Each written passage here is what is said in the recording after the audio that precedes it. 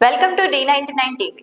AP deputy CM Janasena party అధినేత పవన్ కళ్యాణ్ మాజీ భార్య రేణు దేశాయ్ ఇవాళ విజయవాడ వచ్చారు. టాలీవుడ్ సినిమాల నుంచి బ్రేక్ తీసుకున్నారు. తిరిగి రీ ఎంట్రీ కోసం ప్రయత్నిస్తున్నారు ఆమె. తాజాగా ఓ రాజకీయ పార్టీ కార్యక్రమంలో పాల్గొన్నారు. తన మాజీ భర్త పవన్ కళ్యాణ్ తో విడిపోయిన సంఖ్యాతనే గాని ఉండే రేణు దేశాయ్ ఆయన పార్టీ జనసేనకు మాత్రం దూరంగానే ఉన్నారు. అయితే ఇవాళ అనుకోకుండా మరో రాజకీయ పార్టీ కార్యక్రమంలో ఆమె పాల్గొనడం చర్చనీయాంశమైంది.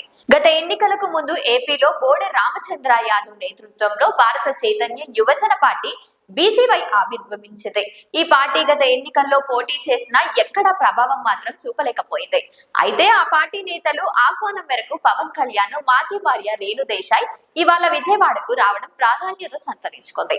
టాలీవుడ్ సినిమాలు కమెడియన్ బ్రహ్మానందంతో పాటు వచ్చిన ఆమె బీసీవై పార్టీ సావిత్రిబాయి పూలే జయంతి సందర్భంగా నిర్వహించిన కార్యక్రమంలో పాల్గొన్నారు.